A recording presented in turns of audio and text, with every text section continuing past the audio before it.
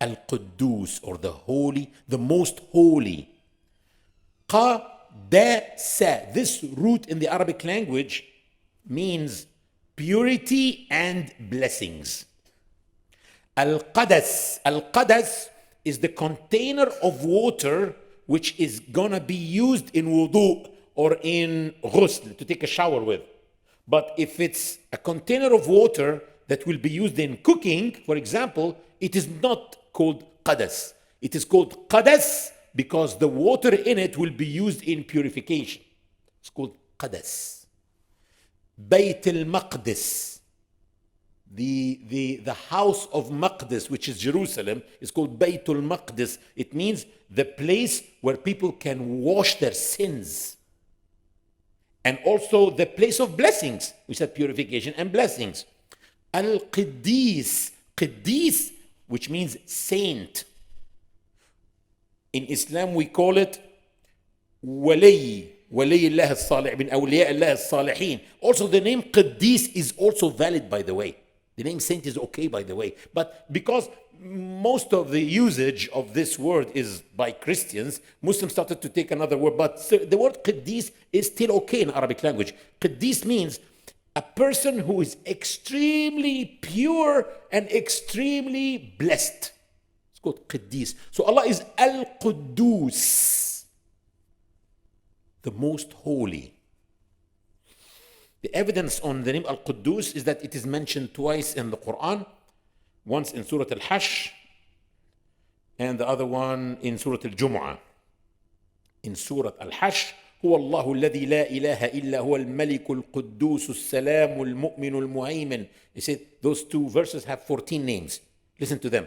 الملك القدوس السلام المؤمن المهيمن العزيز الجبار المتكبر سبحان الله عما يشركون هو الله الخالق البارئ المصور له الأسماء الحسنى يسبح له ما في السماوات والأرض وهو العزيز الحكيم. 14 names.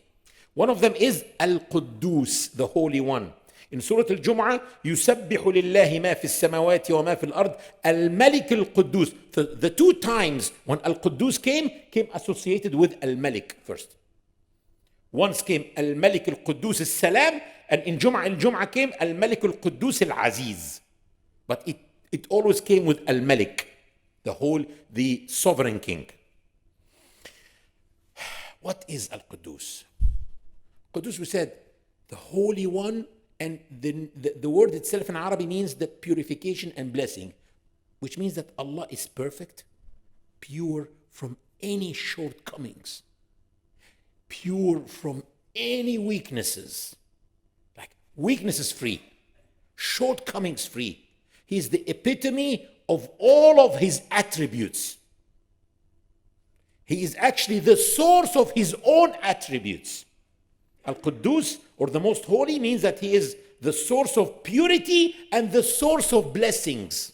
Allah is Al-Qudus, which means the source of purity and blessings. The perfection of every attribute of his in an unimaginable way. Imam Al-Ghazali said, Al-Qudus is the one whom his attributes can neither be reached by senses or imagination nor contemplation. You cannot contemplate it. You cannot reach it. He's the generous one. How generous? You cannot imagine. You cannot imagine. Imam Al-Alusi, he said, هو الذي لا يحد ولا يتصور. The one who cannot be imagined nor can be limited, because the perfection and strength of every one of his attributes cannot be imagined or comprehended except by himself. He is the only one who can comprehend his own attributes. Al-Qudus is the one who possesses purity and possesses blessings, as we said. Therefore, he is the source of purity and the source of blessings, and he is the highest in purity and blessings. The highest. The highest also in all of his attributes. So when we say he's the mighty one, he is the highest in might. The generous one, he is the highest in generosity. He's the most forgiving. He's the highest in forgiveness. Mercy, he's the highest in mercy. What about the attributes of firmness? Allah also has the attributes of firmness and toughness, by the way, and punishment, by the way. Is this okay or not? Because if he is like so firm and so in his punishment, he is so severe in his punishment, will this make him less Qudous, or does this make him more Qudous? Actually, more Qudous. You know why? Being a source of blessings entail being the highest in the attributes of toughness and punishment as well. Why? Because threatening criminals with severe punishment, for example, if they commit crimes, of course, brings blessings to the society, brings safety and security. When you live under a strong government which applies the law strictly, is much better for you than living under a weak government that there is no law and order under that government. It's not good for you. So it is, because he is Al-Qudous, he's the source of blessings, the source of purity. He's also the highest in the attributes of punishment and toughness with criminals. This brings more blessings. Allah is the ultimate good. If one is merciful, kind, loving, but not firm, then he's not good enough. If one is merciful, kind, loving, and firm, but just for a while, still he's not good enough. Allah subhanahu wa ta'ala is the ultimate good because he has the names and the attributes of mercy as well as the names of attributes of firmness, but they are all eternal, not for a while. So he is the highest in all of those attributes, and they are eternal, not just for a while. You see, the malaika, when Allah subhanahu wa ta'ala informed them that he created a new creature and he chose that creature to be the boss on earth, he said, and remember when your Lord told the angels, I am making on earth a trustee, they said, do you make on earth someone who will shed the blood and spread mischief while we نسبح بحمدك, we praise you, ونقدس لك, and we make taqdis for you. The name is Al-Qudous. What is taqdis? It has two meanings. Either we are purifying ourselves for you, or we hold you great and perfect and pure and blessed. So the word taqdis in itself, it is a way of worshiping Allah, is to make taqdis for Allah. The very last thing that the Prophet ﷺ used to do at the end of the day, you know, he used to do what? Pray witr. The witr is for those who are new with us, it's not an obligation, but it is the very last prayer that one prays before he sleeps. After the witr, what did the Prophet used to say? 3 times he used to say, Subhan al-Malik al-Qudous. Glory be to the sovereign king, al-Qudous, the Holy One. 3 times, and then he sleeps. So the very last thing that he ends his day with it is Subhan al-Malik al-Qudous, to do tasbih and taqdis for Allah subhanahu wa ta'ala.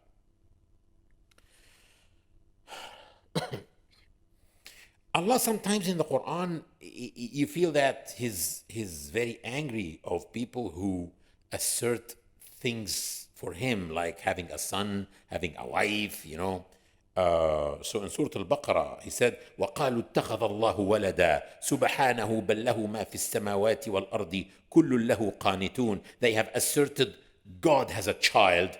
May he be exalted. No, everything in the heavens and earth belongs to him. Everything devoutly obeys his will. He is the originator of the heavens and the earth. And when he decrees something, he says only be, and it is. Why would God be angry of asserting a son for him? Because as the son is a part of his father. And a partner, Allah has no partners. And at the same time, he is badi'u samawati wal ard. Everything in them is his creation. How can his son be his creation if he's a part of him?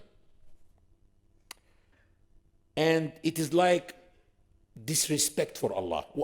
Well, having a son is something good for us, not for Allah. Why for us to have a son is something good? To have a daughter, to have children is something good? Because your legacy will continue. You will die and you will leave children who will also have children, and so your legacy will continue. Allah is the eternal one. He doesn't need a son. It angers him so much when people assert things like that, like he had a wife, like he had a son, like he had a partner. These things anger Allah so much. Prophet Ibrahim talked to his people who were worshipping idols, and he said, إذ قال لأبيه وقومه ماذا تعبدون أئفكا آلهة دون الله تريدون فما ظنكم برب العالمين. Abraham was of the same faith. He came to his Lord with a devoted heart. He said to his father and his people, what are you worshipping? How can you choose false gods instead of the true God?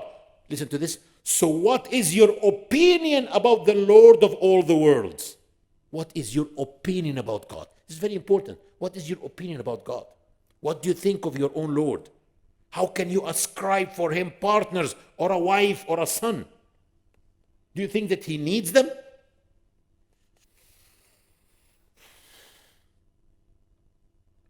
In ruku', the sunnah of the Prophet, ruku', when people bow down, in their prayer, the Prophet used to say, سبوح قدوس رب الملائكة والروح سبوح قدوس رب الملائكة والروح سبوح قدوس رب الملائكة والروح, and then he makes tasbih سبحان ربي العظيم سبحان ربي العظيم سبحان ربي العظيم. By the way, the sunnah of the Prophet is when he bows down a long time, nearly the same time that he was standing in, and the prostration, same thing, by the way. But we just rush. Anyway, so in ruku' he used to say, Subuhun Qudus Rabbul Malaikati wa Ruh. He's doing tasbih, praising Allah, and he is doing taqdees, holding Allah perfect and pure.